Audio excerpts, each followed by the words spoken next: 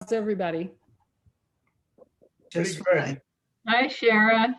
Hello, hello, hello. Hey, Kevin. Hello, how are you all? Pretty good. Good. Good, good, Good good. to see you. Likewise, it's good to be seen. I'm feeling a lot better now.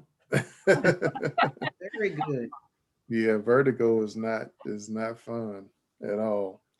So I was totally out of it a couple of Saturdays ago, and I had to call Angela. I was like, sister, I'm not going to be able to do it today. I mean, I'm standing up and the room is spinning. I have positional vertigo. So whenever I get out of the bed, I get out on my right side. With this morning, I guess I lingered too long.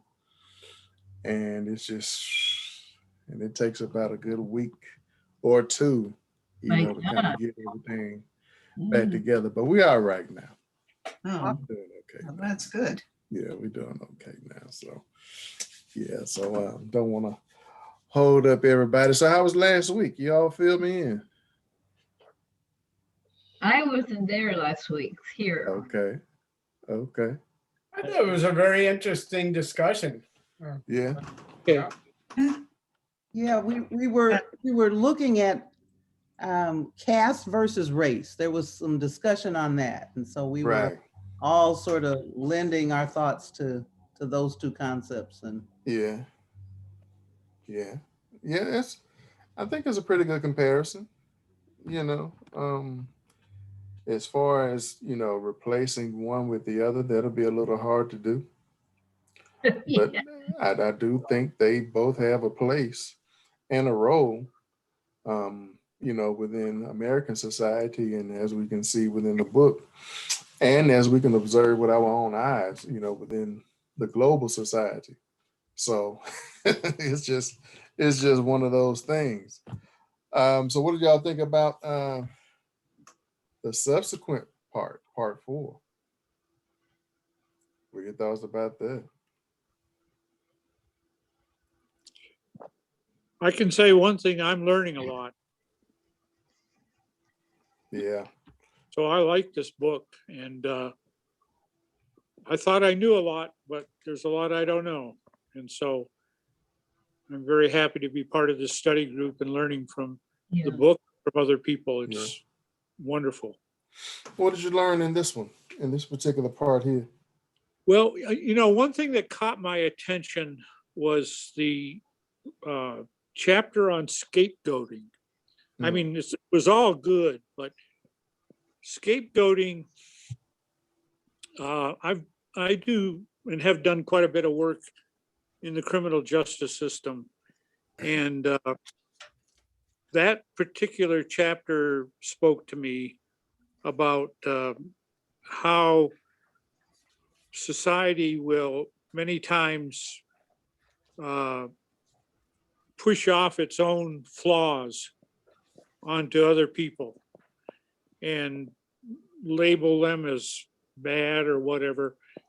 And then they feel good about themselves, feel like they've done the right thing and that they're holier than thou, so to speak. Right. And so that was a chapter that spoke a lot to me, and from what I've observed in criminal justice, in Texas certainly, but other places, in general. Mm-hmm. So I got a lot out of the whole section, actually, but that was one thing that spoke to me, was the scapegoating. Good. Anybody else want to share?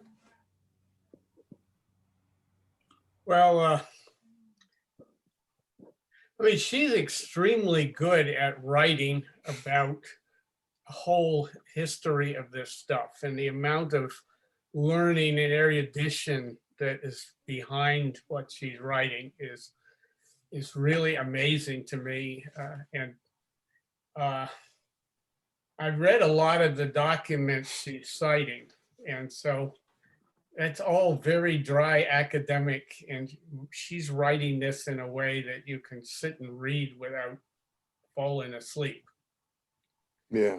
And so that's really cool. I think when she gets talking about Professor Oliver Cox, she is, I think she doesn't do very good justice to some of his material.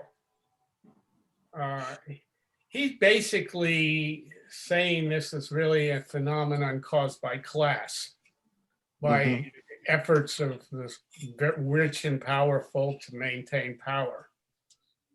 And so I don't think she gives that really justice. She maybe not, I mean, the title of the book is Caste, so she's talking about his critique of caste rather than anything else. So I'm okay with it, the way it is. I love the fact she talked about Satchel Paige, because I saw the fellow pitch on television, or maybe in person when he was pitching for this St. Louis Browns back around 1955. And he was an amazing pitcher when he was 45 years old. He But pitched really up until was. how old? How old was he when he finally stopped? His last pitching was at 59. He was, it says so in the book. I didn't know he was 59 when but he came out of retirement and pitched 3 innings. But my dad used to take me to Ebbets Field. I used to watch Jackie Robinson play baseball. And I still have a baseball card of his. Robinson is a flat out best offensive baseball player I've ever seen in my life. Absolutely. So, I mean, you know, that was some of my early exposure to really skilled African Americans.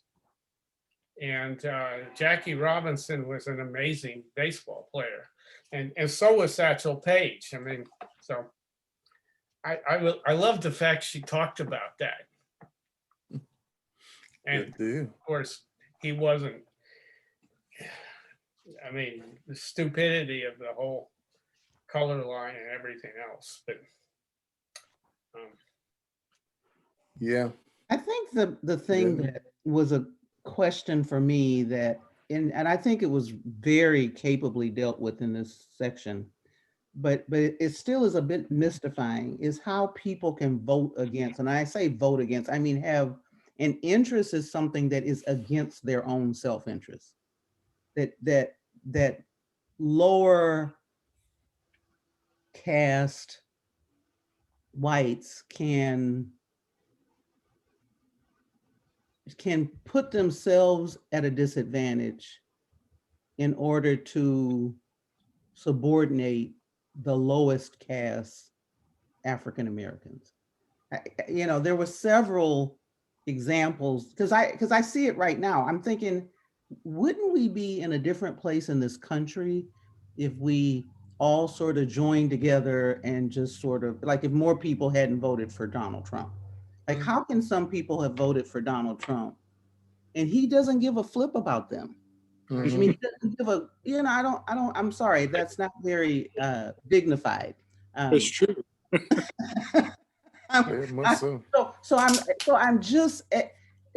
So caste to me has to be that answer. I mean, you just can't be on the bottom, or the big lie. That's the other thing.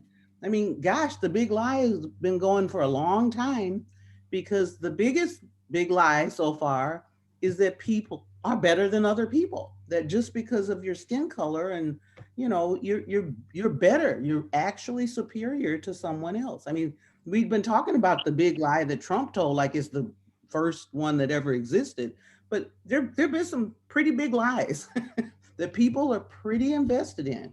And that's just, it's just, I don't know. I mean, and it's human nature. I mean, I'm sure that, you know, there are other places, you know, it talked about how, you know, Black people hold other Black people down because nobody wants to see anybody leave the position. You know, everybody needs to be together.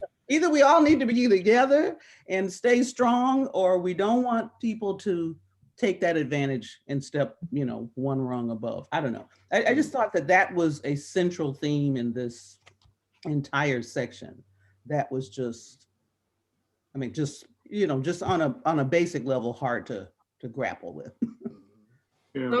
Yeah, I really think that's why we don't have universal health care, is because, well, gee, if we had universal health care, those undeserving people would be getting it too. Yeah, well, Right. didn't somebody in the They don't think about, well, I need it. yeah, somebody said they'd rather die than have, had, participated with Obamacare or something. I'm like, wow, you would rather die? That's deep And to he me. died. And he died, right? And he died. It's like, Yeah. what? So that's the biggie for me.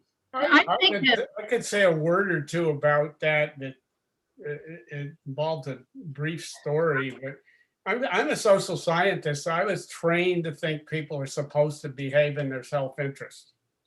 Right. It's what you would imagine they would do. But what happened during the Reagan era, I got talking to somebody who was an oil company executive at the Roscoe Chapel after a human rights talk at one point, because they're sitting around drinking wine.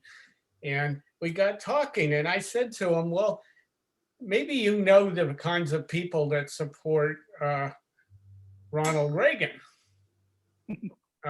Rich people, money. And I said, they have their Secretary of the Interior, Kenneth Watt, just testified before Congress that we didn't need a forestry policy because there was going to be Armageddon in the year 2000. And I said, I could get them supporting George H.W. Bush because his father was a Wall Street investment banker, but Ronald Reagan, why would you want somebody saying that about forests? If you were Weyerhaeuser, let's say, that's owns property from coast to coast, why do you want that? It doesn't make any sense. It's not their class interest to support Ronald Reagan. Support Bush or somebody, the wealth. And he said, well, you would think that. But actually, they don't pay any attention to what's going on in Washington. They know a lot about their company. They pay a lot of attention to that. I'm sure Weyerhaeuser pays attention to it, but Exxon doesn't pay any attention to forestry policy. And they said, basically, they may read the Wall Street Journal or they may listen to NPR or something on the way home commuting. But they figure the Republicans are good for them. And he said, of course, what he's saying is it doesn't make any sense, but they're lazy. And that's partly what's going on with a lot of people that voted for Trump. They're not well informed about what Trump is doing or what he thinks. That's what yes, you would think they would, but they'll notice. That's what Bertolt Brecht said about Nazi Germany. He said that you would have thought the German people would be smart enough not to support Hitler. And now look at them, they don't even have soap. But we couldn't shake them. We knew. I knew in 1932 what Hitler was going to do, but he ends up being a refugee. Okay, I said a lot, so I was shocked when they told me that the CEOs of companies that were supporting Reagan didn't actually pay attention to Reagan's policies. Maybe on oil, if you're an oil person, you do, but rest of it, assume that they know who can get elected. Well, I think another aspect of this relates to our education system, which relates to our overall political philosophy. Going back to something that Angela said, that of course, in grade school, but even in university, certain areas of history are simply left out of the textbooks, or there's no serious discussion of them. So, for example, a time from the mid 1870s to the early 1900s, when Black and white farmers got together in the various configurations of what became finally the Populist Party, the People's Party, is an amazing history of people coming together, understanding what their mutual interest was, which was partly to get to free capital from the banks, to get control of the banks and take us off the gold system. And so small farmers, white and Black, as well as small rural businessmen, could get access to money to, in a sense, become successful individual entrepreneurs. Now, the Populist Party is out of most US history books, and at all, actually. And I think that that is one of the things that happen. People have no sense of people coming together for their own interests against or in opposition to the state or the controlling political parties. We are simply not taught that. It's not to the state's interest to teach us that. Good. So let's look at this conversation from through the lenses of inclusion / exclusion. Would it be more, and we all know the answer, but I'm asking it, more beneficial to be included in the quote unquote dominant caste? Like, would that really be more beneficial? And even if you were not versed in political policies, i.e. CEOs, taught the history of society and, sociology and psychology and things of that nature, i.e. education, but you actually wore your badge of admission, which one is more beneficial? And I think the answer would be to be included to the dominant caste, because I don't have to know. Like I really have the luxury of being ignorant, but I look the part, and I think that's the power that is inherent within the caste system, is that you really don't have to do a thing but be born within a particular position.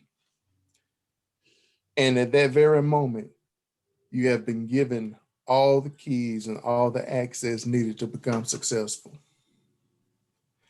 And you can have another person who is just as smart, just as intelligent, just as crafty, being excluded from all the chambers to commerce, to success, to power, can be, for lack of a better phrase, blackballed. Just think about the word, right? From this access, this power, this fiscal, enjoyment, just because of the way they look, right? And when you look at this entire system, it simply boils down to one facet. And, you can lump in economics, but it's power. I can literally look like power in the United States if my skin is white. So before, the slaves started traveling north, they would, this whole conversation about, was it the Western Europeans, the Eastern Europeans? I can't remember. Yeah, Western European, yeah. Oh, they're a little bit below the Negro, so on and so forth, until the system was established that, okay, now the Negroes in America, right, are now the Dalits. So let's exclude them from everything. But what really surprised me was that those in power, those oppressors, took painstaking, it was stinking, but care to to keep us marginalized. You will be penalized for teaching your child how to read. Like they're subject to being flogged, right? And I think the most heartbreaking story to me was the one of the little boy who was a part of the Little League baseball championship team, who was forced to, and when they finally let him in the pool, and the lifeguard pushed him around and told him not to touch the water, not to tank the water. And I was talking to my wife, and I was like, honey, that was only 60 years ago. My mother turned 66 this year. That's really not a long time. So I think what we need to do as, intellectuals and as individuals who have these type of discussions, I think we need to employ a little grace, because it really hasn't been a long time. And while we would think people will have more common sense, they really don't. Now, is it excusable? No, it's not, because we've seen where this road leads us. But should we really, I guess I'll leave with this question. Should we really expect us to be in a better position due to the fact that this is really a fairly new and old thing?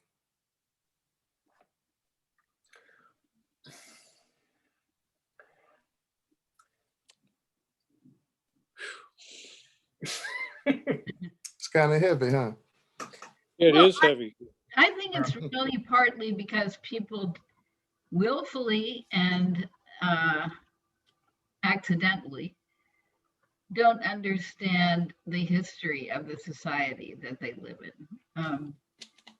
And there is no kind of analysis like that. I've lived in many parts of the world, and prejudice, class systems, whether it's a communist country, socialist country, or a monarchical dictatorship, there is a certain similarity in the way people behave.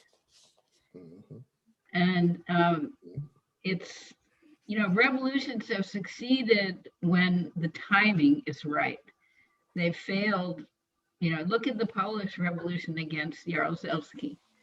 There was one in 70, there was one in 80, but the forces came together by the end of the 1980s to make a revolution possible. And you can see that over and over again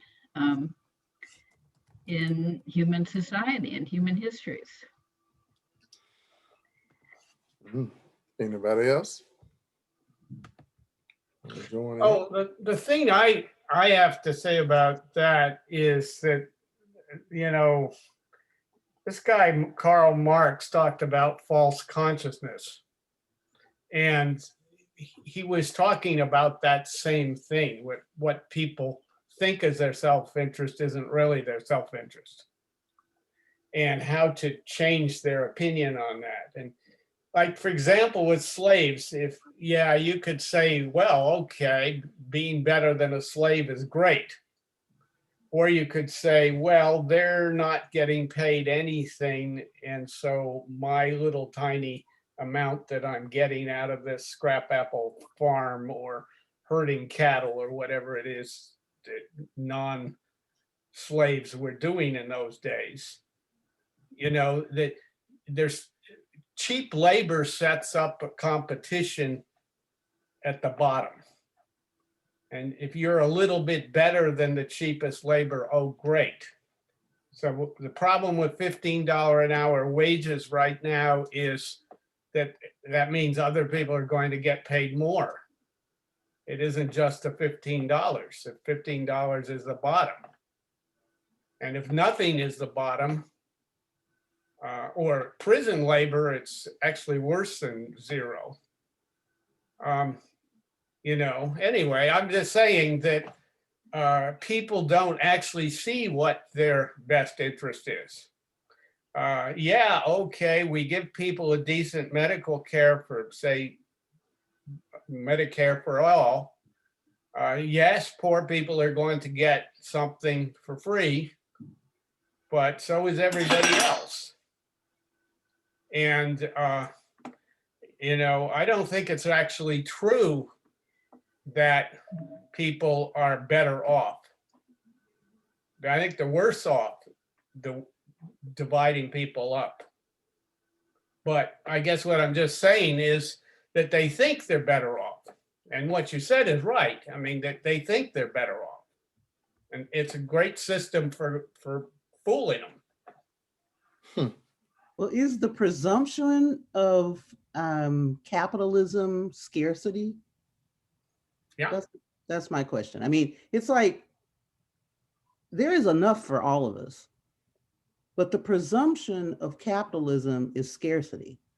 That really for all of us to have something, it means that those of us who deserve more won't have it. Mm-hmm. Well, that's certainly the result. And I think that kind of goes back to Wilkinson's argument about caste. Because if you look at how it's really broken down, here in America, the dominant caste has the majority of the people in place, right? But the perception is that this is an elite club with limited participation. Like it's not that many of us, right? Well, in actuality, 70+% of the population. Yeah. So I think it's what's masterful about this entire thing and all of the schemes is this, and going back to Angela's point, this perceived scarcity of the number of seats that we can allow to be filled, right? Even though people are born every day, Yeah. Second by second, babies are being born. But there's this perception that there's not that many of us, and to get in here, there's really a certain code that you have to live by. And somebody has to be on top, and thereby somebody has to be on the bottom. Mm-hmm. And I love how she crafted the title for, was it chapter 15, the urgent necessity of a bottom rung. So now you promote this, not only this class competition, but they get masked in things like sports. And you can go into the cinema. One of my favorite movies is a comedy, Will Ferrell, Talladega Nights. So if you're not first, you're last, right? Mm-hmm. And then I look at my daughter playing games with her cousins. I beat you. I'm first. Or she races me up the stairs. Daddy, I beat you up the steps. Well, the purpose of steps is to get a person from one place to another. Now, if I need assistance, would you be willing to slow your pace to help me? Or would you turn around and kick me backward? And I think here in America, what we have really been influenced by is the perception that those who are at the bottom of the rung are not worthy of stepping up the step. And for those who are 10 paces ahead, they have given themselves the job, the vocation of standing there like the angel at the edge of Garden of Eden and kicking those back down who dare to progress, and convincing those who have been kicked down that that's your rightful place. Yeah. So where is the critical hope in all of this? Because we can really have a heavy conversation and all of us will need a glass of bourbon. Right. Well, the critical hope is to have the example of the people who haven't accepted that and how Mhm. close over and over again throughout the world they've come to overcome the old power structures. Mhm. If you don't have that example, which has been willfully removed from most literature, not just in this country, by the way, Right. then it's much harder to see yourself outside that system. Right. Yeah. Right. So let me push back a little bit. Give me that example. Of the people that have Mm-hmm. almost succeeded. Well, I'm going to go back to the Populist Party, who came close to having their candidate nominated for president of the United States. Mm-hmm. And that was a biracial group of people across the South and in Texas, actually, Mm-hmm. quite strong in Texas, that pushed against the power structure. And they didn't have a white knight in front of them. In fact, William Jennings Bryan, the white knight, betrayed them ultimately. But they succeeded in getting political representation throughout the states, having their point of view about capitalism and the gold standard. Actually, that became something that was eventually taken over by the Progressive Party. Mm. Was, of course, predominantly white, but so I would look at that as quite an exemplary moment in U.S. history. Mm. So Yes, go ahead. no, I was gonna say, so let me ask this question. With that said, would it be to say that people / individuals / groups that fall within that particular category that you're speaking of, who have overcame and pushed against, the regime, have they fallen victim of assuming the identity of the ones that they're fighting against? I don't know because, and I'm sure there is history that's been done on that, but from the end of populism into the beginning of the 20th century, I have not encountered any study like that because Jim Crow became exceedingly strong by 1900 and stronger and stronger and stronger through the 1920s. So I don't know. I can't answer. Maybe you're a professor. Maybe you can answer. Well, the good thing about a professor is that I never tell you what to think. I just show you where to think. Well, yes. So, But no, I really don't know. I really don't know. look for an answer to your question, which is a perfectly good Yeah. question, actually. I don't know. I was thinking about when you said about William Jennings Bryan, like Well, I mean, Frederick Douglass, you could. Yeah, you could say that. You There's an could say example. that. Yeah. So I think Caste goes now while race is used primarily in the family you're born into. We want to talk about India or religion. You want to talk about Nazi versus Jew. I think what happens is that we find out that people are people. And going back to my earlier examples, nobody wants to be last. But the ones who are willing to assume that particular place or that particular station were born there, and society has written the codes that have assigned their place.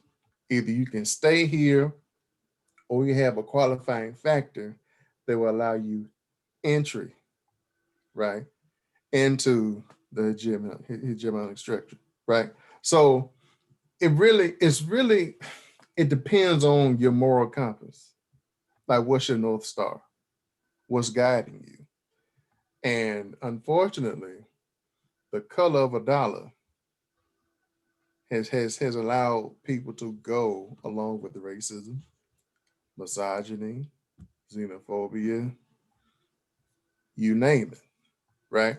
Because we can put a caste onto even, your sexual preference in America. I mean, it's something that's very portable, as my former director would say, God rest his soul. It's portable. He can really put it anywhere. And I think the thing that scares me about people is that they repeat themselves. History rarely does, but people repeat themselves every doggone day. And what they do, the very smart ones, they study what somebody else did in the past, like Hitler. Identify and they conduct a SWOT analysis. What was strong about it? What was weak? What was the opportunity? And I can't remember what the T was, but threat, right? They retool it and do it all over again. Why are you looking primarily at that kind of social vision, which in a sense leaves us, it's important to understand that, I agree with you, but where does that leave us? I mean, why don't we look at the Frederick Douglass, the Sir Thomas Moores, the Alexei Navalny, people who have broken out of that?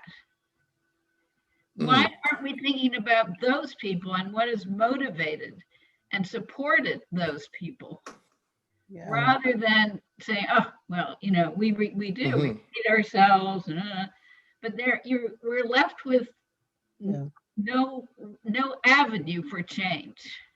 And I think, Wendy, I think that's an excellent question. Who was about to respond? It was maybe. Go ahead, Angela. Oh, okay. I think that there are so many reminders every day that sort of plague us in terms of our ability to immediately call up in our memories those who have moved beyond this. I mean, so I think that is the question. I mean, how do we look at the two, situations of mass murder over the last 2 weeks, when there were white killers who are living to this day, who got escorted away calmly, peaceably. And if a Black person had done either one of those, they would be so dead. They would be more than dead.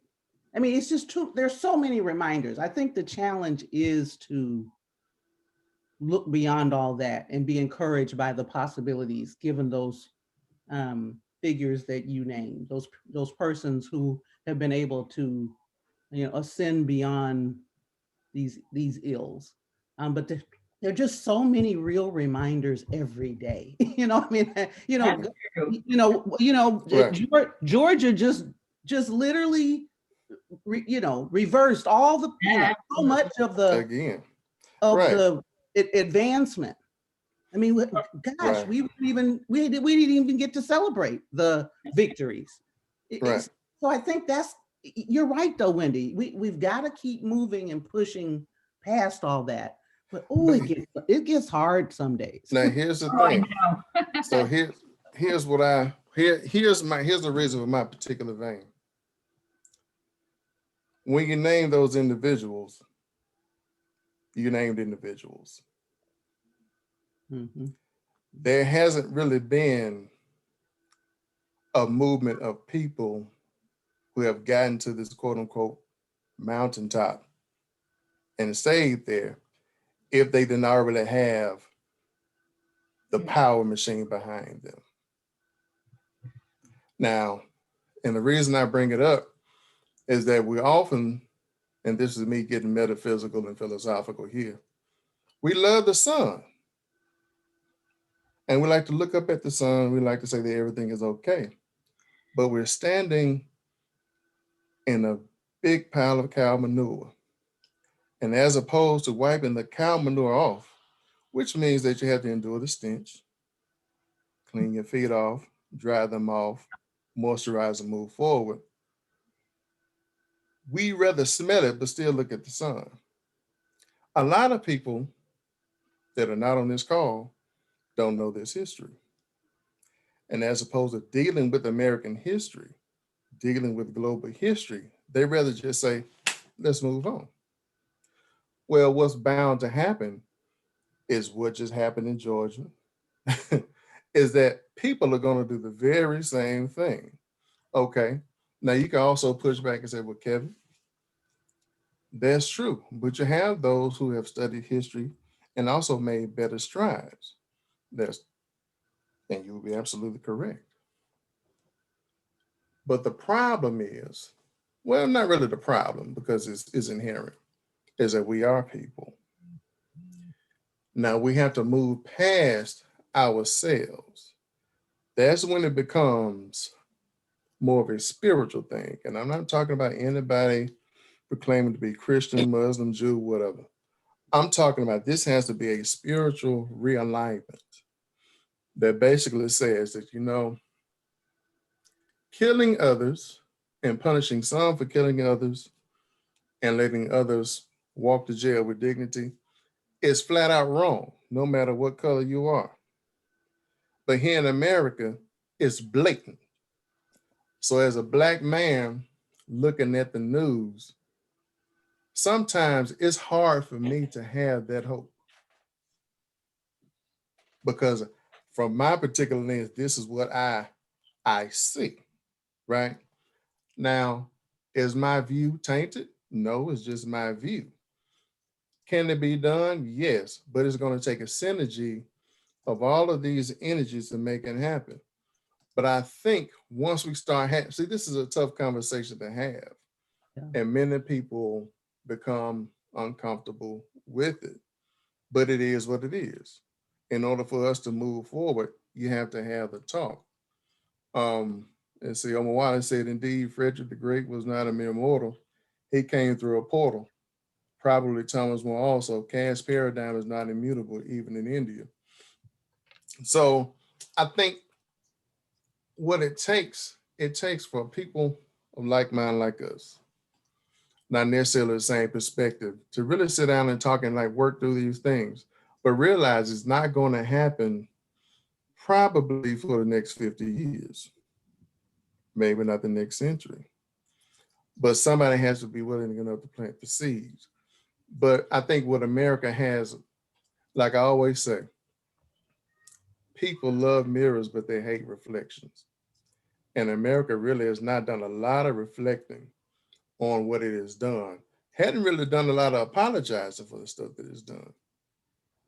And that's some stuff that like you have to purge. I mean, that's almost like walking without cast after you've broken your foot. You got to go through some training. You got to go to some physical therapy to get it up. And I just think I'm the one who always says, go to therapy. And if you're not willing to go to therapy and you broke your foot, I step on your toe. Because you need to know there's some pain still there. And I think what Wilkinson does in this book is that she's showing that mirror to America. And depending on where you're from is going to determine how you look at it. That's all. Ooh, Well, Nancy. I think Wilkinson absolutely does do that. The most important thing she does is break down the institutionalization of it. Mm-hmm. That it's not simply about personal prejudice. It's Right. about a whole systemic phenomenon. But we Right. have the other examples in front of us all the time.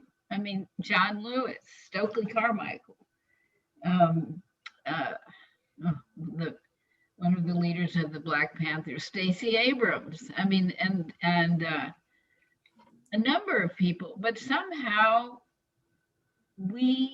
African Americans have brought us what civil rights we have, frankly. I mean, it's been amazing what has been accomplished, primarily through the protests of African American people. Mhm. So I think, in fact, a lot has happened very painfully. And why isn't that described, taught, held up Mhm. to us in a stronger way than all the negative qualities? I got you. Here's the risk that you run, is that you idolize those quote unquote model minorities that did it. But there were people behind John Lewis. But You do know, we talk about the people? they weren't. They were the leaders. They were perhaps you can say the initiators, but they had a lot of people behind them. You know, got- Wendy, And I they- wonder. Yeah, I hear what you're saying, but here's what I'm saying. I get all of that. I know the history behind it. But in schools primarily, do they teach you about Martin Luther King or Bayard Rustin? You see what I'm saying? Yes. Like, Usually it's- they don't teach either for a lot of yeah, people. they don't really teach either, really, Right. right? There you go, David. There you go. Right. So what it runs the risk, and that's why I asked the question how I did it. Can we name a people? Mhm. Because what happens is distill down to an individual. And some would interpret that, okay, well, now you're just touting the model minorities. Well, if I haven't heard, or if I heard all I wanted to hear about these individuals, then I don't think that there's anybody else who's willing to do it. Yeah. I mean, that's one way you can look at it. I'm not saying that you're wrong. I'm just saying it's just one way you can look at it, because somebody will say, well, I have to be a certain individual to get to this particular point. But we know what happens to individuals. They get assassinated. Not everyone. Not everyone, but the ones who are really making movements. Well, and, If and I could, I would like to talk about a couple places where there's been some change and critique it perhaps, because I'm going to be 79 next month, so I've seen a bunch of stuff myself. And in 1964, in the summer, I was heading for Africa in the Peace Corps, and I went to Atlantic City to see two college friends who were working night shift at a hotel trying to make money to go to school. And it happened to be the week of the Democratic National Convention, which was in Atlantic City. So I got to see who was going into the convention hall for the Democrats and who was out front picketing for the Mississippi Freedom Democratic Party. Fannie Lou Hamer and Jesse Jackson, among others. And what Fannie Lou Hamer was talking about and what she said to the Democratic Convention about Senator Stennis. I think it was Stennis or Eastland, one of those two, that was her boss and had killed her dog when she tried to vote and fired her. Anyway, the people that went into that convention for the Democrats were all elderly white males. I don't remember seeing a single female who was a delegate. And most of them got out of pretty expensive cars, and they had prostitutes with them. That's who the Democratic Convention was. They, I mean, they were clearly not their spouses or anything like it. And that was the Democrats in 1964 in New Jersey, the National Convention. In 1968, I got to be a delegate for Obama in Austin, Senate District 13. And in Texas, in 2008, the Democratic Party had a very wide distribution of ethnicities and genders, and more than two genders. And I say that, and then the district I represented, which is mostly white, actually went for Obama here in Houston. So it's not like no change happened. And we know what the Republicans are like these days. And we also know what the Democrats are like these days. Now, I'm not saying things have been fixed, but what I'm saying is that there's a change happened and it hasn't gone far enough. And so that's one example. And then for years, I used to picket banks and things to end apartheid in South Africa. And I used to say to classes that given that the vast majority of people in South Africa were oppressed, there was going to be a violent revolution. Everybody had to go in one direction one day and they would be stuffing people down wells or something or other. And it never happened. It actually was sort of peaceful. And as anybody who knows about South Africa today, things have not necessarily gotten to be wonderful there, but it's different. So those are two examples where there's been some change. And we might look at what is good about that and what's bad about it, what hasn't worked. And obviously, in both cases, it could be a lot better. But okay, so that's enough of what I want to say, but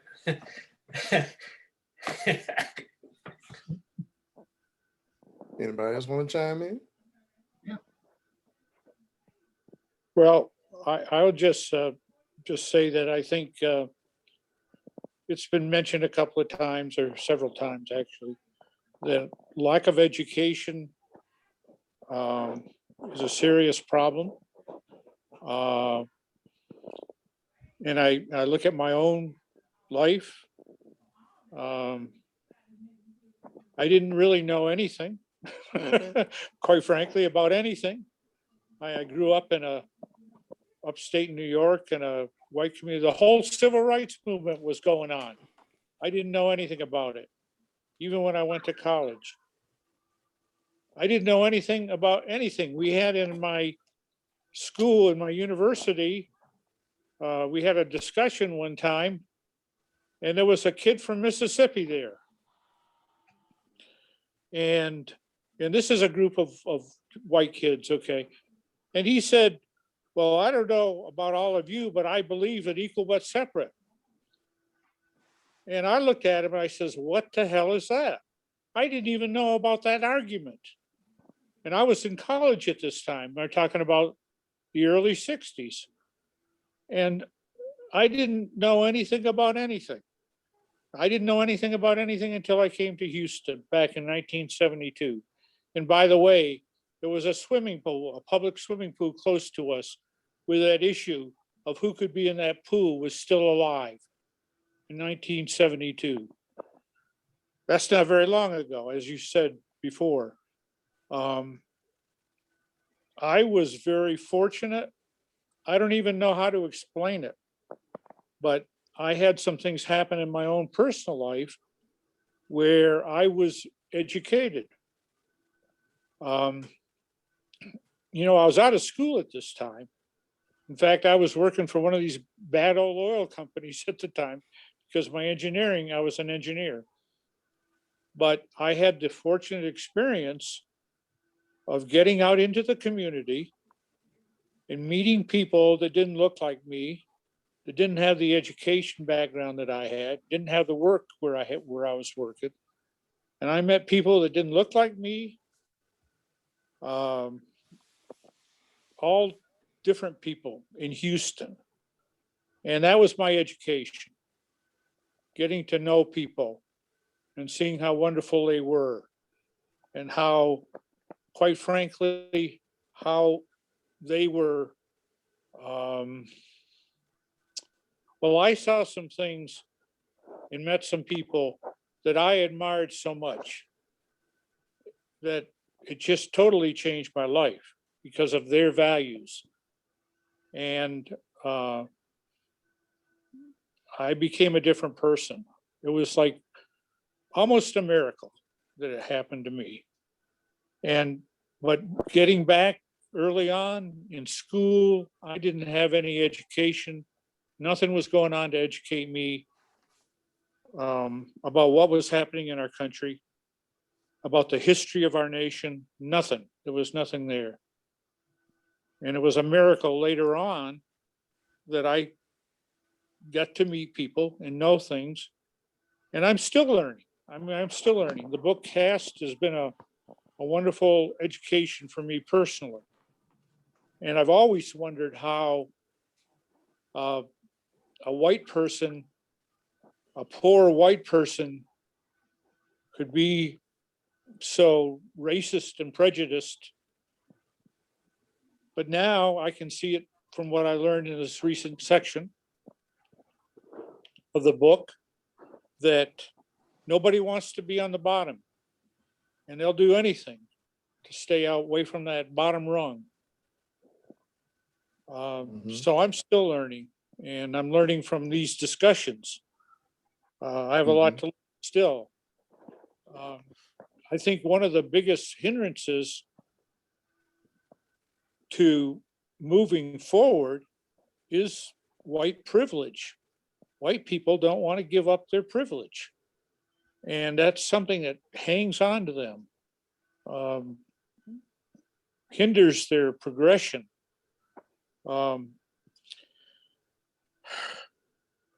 So I'm learning a lot from this book. I do believe in the concept of caste.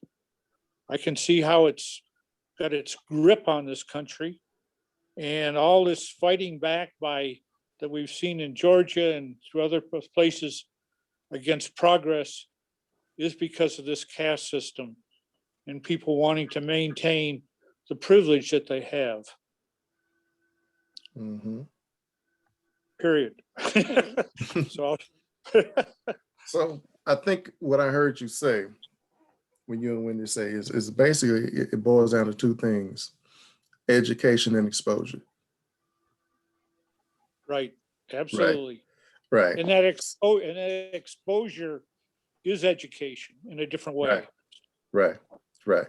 Because, even if we go back to looking at things, from an individual standpoint, those individuals were exposed and educated in different ways, right?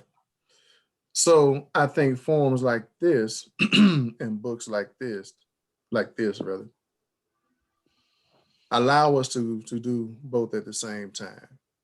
Because often we'll read books and, we have our internal thoughts. Rarely do we write things down, or if you write things in the book, that's cool. But, there's this back and forth that you get, and it's called, variance of perspective. If you bounce the ball off one particular side of the wall, it's always going to bounce in a particular place. But the reason why a lot of people don't learn is because they only talk about ideas with people who look like them, who think like them, who went to the same school as them, or maybe the same gender, same sex as them.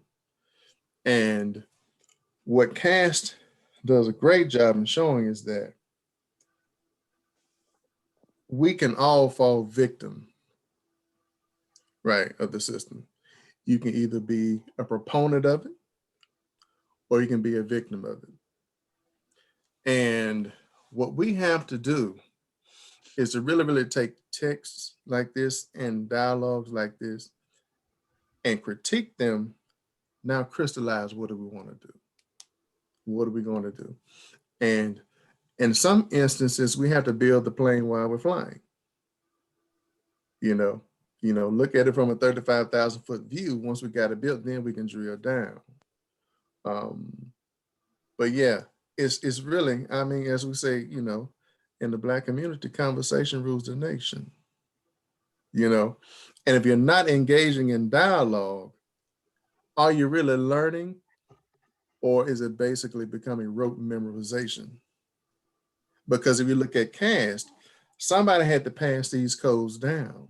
Do y'all remember the example of the little white girl who touched her Black playmate's hand, and her mother pulled her into the kitchen and scrubbed her hand with a Brillo pad and told her not to touch the hand in the more.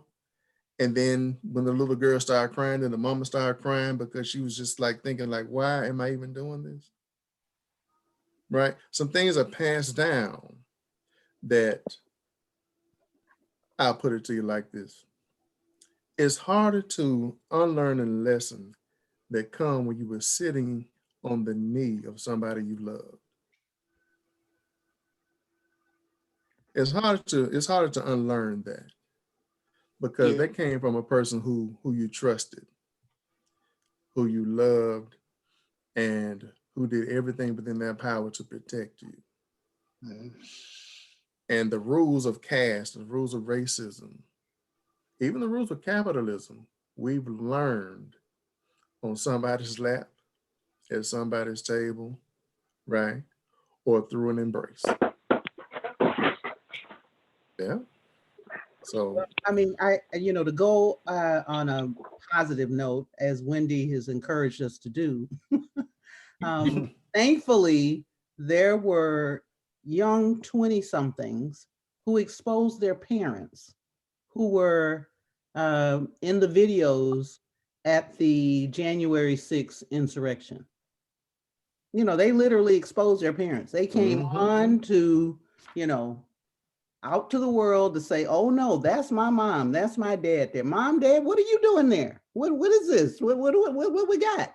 So I have to feel that, Wendy, you're helping us here to lift us up out of this place where we're finding us. Yeah. Well, lifted us up. yeah. Yeah, I don't think it's really a bad place though. It's really not, I'm this type of person. I'm never too excited, but I'm never too low either. I'm always gonna pull you right back to the center, because what we can do, and I'm not trying to take away, from what was said, is that there are some conversations that have not been had that we gotta have. That's right. And if we don't have them, be taken that yeah, we're gonna, and I think you have to kind of know where you're being and know where you're going, so you can kind of change the trajectory. And you're exactly right. I'm glad that those kids, turn their parents in, right? How can we give more? Yes. You see what I'm saying? And I think through this type of engagement, like and here's me as a person, naturally, I'm a natural pushback. Because if you make a point, you have to be able to defend it. That's how my dad taught me at the table. I want to get flippant before I caught a strap or something. Well, explain to me, what do you mean by that? And you can defend that point. He may let you pass. Depending on the offense, you may not pass. But I think what has to happen here is that we have to really pump the brakes sometimes and really critically analyze what we're doing, right? To make sure that we're not confident within a false hope, but then also not dragging ourselves down to where it's woe is me, this will never be over either. But I do think you need a healthy balance of both to really appreciate the progress that we have made, but then to also be angry at the lack of progress that we have made, if that makes sense. So that's all I have for today. Are you, Professor Thompson, are you having these kinds of conversations with your students? All the time. And how are they responding?